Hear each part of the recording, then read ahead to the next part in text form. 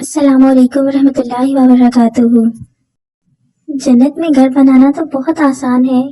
यकीनन ये वीडियो देखकर आप भी यही सोचेंगे और आप खुद भी इस पर अमल करेंगे और अपने बच्चों को भी इस पर अमल करने का कहेंगे। ये वीडियो एक कहानी की सूरत में है जो एक खातून ने लिखी है। वो खातून कहती है कि मैं एक बार अपने एक पुरानी दोस्त को मिलने के लिए उसके घर गई। मेरी वो दोस्त मुझे बहुत खुशी से मिली। हम दोनों काफी अरसे बाद एक दूसरे से मिल रहे थे, इसलिए बहुत खुश थे।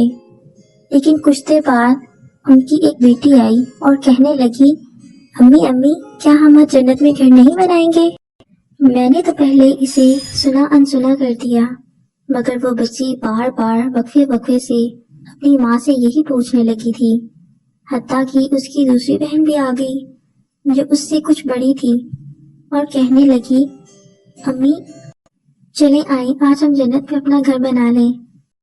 मैं अभी हैरत में मुब्तला ही थी कि बच्चों की माँ ने कहा, क्या तुम देखना चाहती हो कि ये बच्चे क्या कह रहे हैं और किस तरह ये जन्नत में घर बनाते हैं? मैंने कहा, हाँ बिल्कुल, क्यों नहीं, मैं तो जरूर देखना चाहूंगी। चनाचे फिर वो खातून एक चटाई पर बैठ गई और उसके बच्चे और बच्चियां जो 4-5 साल से लेकर 12 साल तक के थे सब उसके इर्द गिर्द जमा हो गए। फिर उसने पूछा, हाँ भाई आज हम जन्नत में घर बनाएं? सब बच्चों ने एक ज़बान होकर कहा, जी। चनाचे फिर उनकी माँ ने आउज़ुबिल्लाह और बिस्मिल्लाह पढ़ने के बाद सूरह इखलास पढ़ना शुरू की। बच्चे भी अपनी माँ के साथ साथ वही सूरह इखलास दोहराने लगे। 10 बार उन्होंने ये सूरह इखलास पढ़ी। फिर उसकी माँ ने अपने बच्चों से कहा, अब ये बताओ कि अपने महल में कोई खजाना भी रखना चाहते हो? सब बच्चों ने कहा, हाँ। तो फिर माँ ने ला हौला वला कुव्वता इल्ला बिल्लाह पढ़ना शुरू किया और बच्चे भी अपनी माँ के साथ यही कलमात दोहराने लगे। उसके बाद उनकी माँ ने पूछा, अब क्या तुम चाहती हो कि रसूल करीम सल्लल्लाहु अलैहि वसल्लम तुम्हारी बात का जवाब भी दें और फिर कयामत के दिन तुम उनके मुबारक हाथों से हौज़े कौसर भी पियो और फिर तुम्हें कभी भी प्यास न लगे? सब बच्चों ने फिर हाँ में जवाब दिया। अब उनकी माँ ने दरूद पाक पढ़ना शुरू किया और बच्चे भी अपनी माँ के साथ दरूद पाक पढ़ने लगे। फिर उन्होंने कुछ देर बाद सुभान अल्लाह, अल्हम्दुलिल्लाह, अल्लाहु अकबर और ला इलाहा इल्लल्लाह का भी विर्द किया।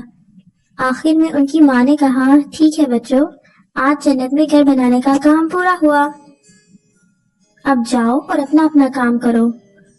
मेहमान खातून ये सब कुछ देखकर बहुत हैरान थी।